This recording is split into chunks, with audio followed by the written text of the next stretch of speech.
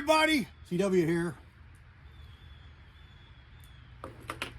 We're on the range with the 25-45. Now you just watched the video the other day where I pulled this handguard off, fore end, pulled the gas block off, checked alignment, and we opened up the gas port hole because there was some ejection issues. I fiddled around with the buffers and the springs to make sure that I'm all good. There should be nothing fancy with the cartridge. It's a 223 case, opened up to take a 25 caliber bullet. There's nothing fancy here. It's nothing special gassing, nothing special. It does have a rifle linked gas system, which is going to require the biggest hole. I'm sure that all they did was what they do with a 223-5.56. As far as the diameter, I'm sure it's nothing special. But if you look at some other calibers, you look at the charts for gas port hole size, as the diameter goes up, the hole goes up. The pressure of the cartridges that are running are pretty close to the same. Now, if I was running factory stuff, I don't think I'd have any problem. But as I've said many times, the factory level of loading for this is too hot for what I'm comfortable with. And that's not a safety thing so much as it's just wearing stuff out more than it needs to. I don't need to reach 250 Savage ballistics. If I want more power, I'm going to use a bigger gun. I don't need to beat up my stuff and push it to the limits of pressure. It's not safe, and even if it is safe, it's wearing out your stuff faster than it needs to. Primer pockets start getting worn after a shot or three, and there's just no reason for it. We saw it a lot with the 350 Legend, and a lot of people stayed away from it with the semi-autos because loosens primer pockets right away. And sure, if that's what you want to do, great, that's more power to you. But I just as soon load it down a little because I'm a hand loader. And if I want more power, I'll just use a bigger gun. I got 35 Rems, 358 Winchesters, 35 Remingtons, 350 Magnums, 35 Waylands, 358 Norma Magnums. I just go up in power. I don't need to push that cartridge of a smaller size harder to reach ballistics that I think that I may need. I'll just use a bigger gun. So long story short, when you back off on your pressures, you're no longer in the norm in the design parameters for that cartridge. So sometimes there's enough of an overlap that it's no problem. Other times it's an issue. With the subsonic stuff, now this isn't that, but subsonic stuff, you're dropping your pressures in many regards, but you're also slowing down the bullet, so you get longer dwell time. Dwell time is the time that the bullet's in the barrel as it pertains to gas, as it pertains to the gas system. The length of time the bullet's in the barrel after it goes by that gas port. That's why you see subsonic guns with pistol length gas systems. It gives the bullet way more time in the barrel. With a rifle length, the bullet's in the barrel a very short time after the gas port. It's the exact opposite.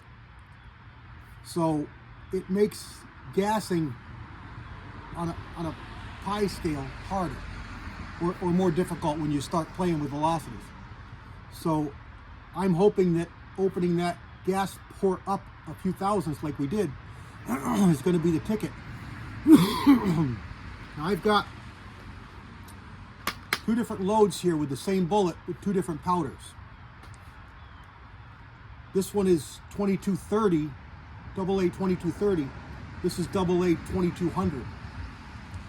Very similar powders, actually very similar charges. They're both 28. and they're both with a 90 grain Sierra Game King. This one says it's 2790, and this one says 2850. This one is a brand new box. This is a used box. So this is the one that I was shooting last. I loaded it in 2017, that's why I'm not sure. Yeah, this was October 2017, and this is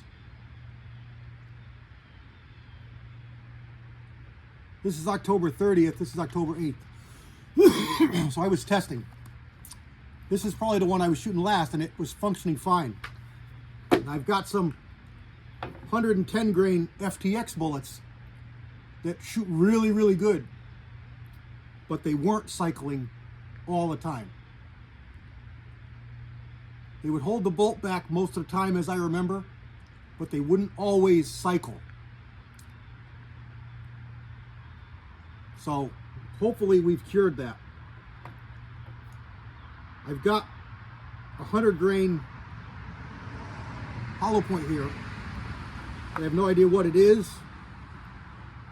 It's just in the box, so we're just going to shoot those up, getting it on paper, not worrying about cycling. Just we're going to sacrifice those to get us sighted in. Hopefully we don't have to battle too hard with that. So I've yapped enough. You know what we're trying to do here. Maybe I'll reposition the camera to watch cycling. Throw it in slow motion. You guys can see what's going on. I can see too. And let's just start there. Let me put you in slow motion. This is a fixed magazine rifle, so the magazine does not come out. I gotta load it from the top. So that's what I'm doing when I open the gun up. Everything functions as a normal AR, with the exception of the removable magazine. So let's get it sighted in.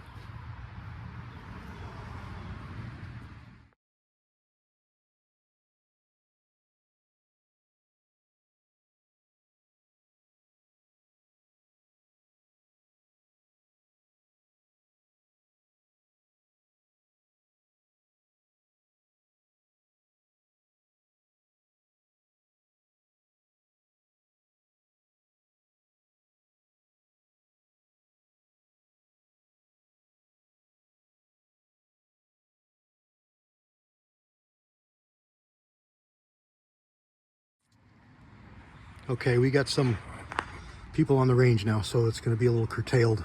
But you just saw all 8 of those rounds fed and cycled perfectly. So we're going to go down range and look at the target, and I will show you what I did. But I'm pretty happy.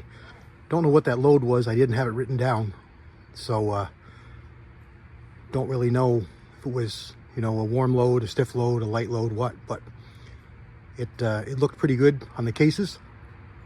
So let's run down there and check out targets. You can see my companions are already down there. So let's walk down and see. 25-45 out here at 100 yards. That bullet right there was our first shot at 100 after zeroing at 50. I clicked it down and over and plunked one right there. I'm pretty happy. Now we're just going to see about cycling with those 110 grain bullets, and should be really good. Not worried about accuracy right now. I know the gun is accurate. That scope is really good on here. I'm really happy with that. So that's it. God bless everybody. I think I fixed the 25-45. God bless. CW out.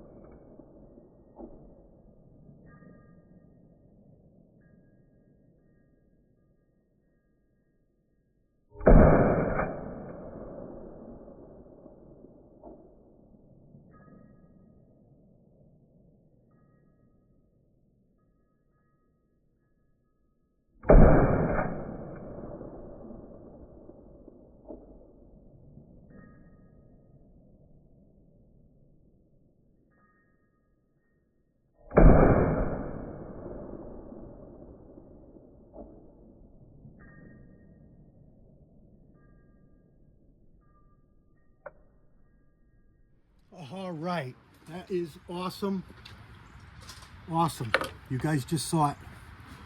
5 shots pretty fast. And perfect cycle, perfect lock back. We've solved it. And that was with the 110 grain bullets that were not working good last time. So absolutely that fixed it. And I'm really, really ecstatic about it. Really, really happy. Let's check accuracy, check final sight in, readjust the turrets, you know, re-zero the turrets, and go. This is we've made some changes here. Probably should go over that with you. If you've watched previous videos, it's been a little bit since I've had this one out, and I made some changes and I posted a video I don't know if it was months, but it was over a month ago. And what we've got here is my 25-45 that I built up. I just bought the barrel and assembled it. And it's been numerous videos, so the gun is the gun. It does have a fancy trigger in it. I don't know whose it is, I can't remember. But it's a cassette, you know, a drop-in. And it's a 20-inch heavy barrel, Sharps barrel, 1 in 10 twist. It's a regular gas block. I like the brand. I can't remember who they are. I got it written down if I need more. I like it because it's got a good sized hole and it lines up pretty easy. The scope is a Weaver 3 to 12, 30 millimeter mill. So it's got basically a mill dot, but it's got crosses too. Sorry, I can't show you. I'm just not good at focusing on crosshairs and scopes. I won't even try anymore. But it's a nice crosshair. It's mill, and it's mill adjustments on the turrets, and it's been pretty good. It does have illumination. I could care less.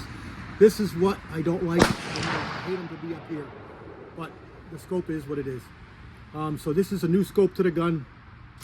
I got a PRS stock from Magpul on here now. Really nice stock. It is a little bit, you know, it needs to go on a diet. It's a little heavy, but for this gun, the gun is already heavy, so, you know, add an extra a pound to an already heavy gun that's probably only going to see range or longer range shooting where I don't need to cart it very far. It's fine. I've got no muzzle device on here because I don't like them. They just make more noise. I don't like that. It does no purpose for me. But it is threaded muzzle. What else? My load here is Accurate 22 AA 2200 powder, and it's a 110 grain FTX bullet that Hornady come out with for the 25-35, the lever action, and it's just perfect for this cartridge. I can even crimp it in the crimp groove if I want to crimp. And I think these are lightly, yeah, these are lightly crimped. You just saw it cycle. I'm really, really happy about that. And I fed it with this. This is pretty nice for fixed magazines. Let's put 5 rounds in here.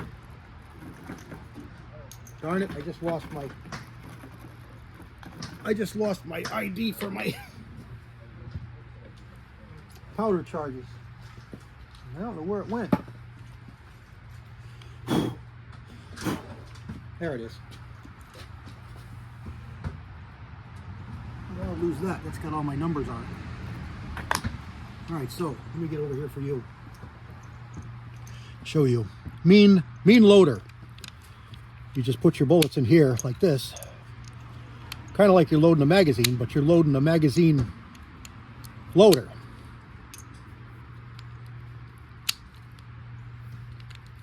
And actually this will work on regular magazines too. But why? You just take the magazine out and load it. Again, this is a fixed magazine gun because, well, Connecticut, that's why. So it's got a little knob on the back here. That goes in the bolt. Little clip on the front goes in the hole, just like you're seeing it here. So you turn it over, you put it in, rock it forward. Put your thumb in the hole here, push it in. All the shells are in. Now rack it back. It closes the bolt, loads a bullet, ready to be shot. All right, let's get it on target. Okay, just wanted to show my gas. Just fired off 5 more to see on accuracy, and I got a little bit of adjusting to do because I'm not really familiar. Shouldn't say it that way. I'm not as familiar with mil scopes as I am MOA. So I'm kind of chasing my tail, adjusting too far and such. But anyway, just fired 5 shots. I'm going to bring you over here and show you where my ejection is. So there's directly downrange, and there's where my brass is. So just behind me and 6 feet to the right. 1, 2, 3, 4, 5 cases, 5 shots. Pretty happy.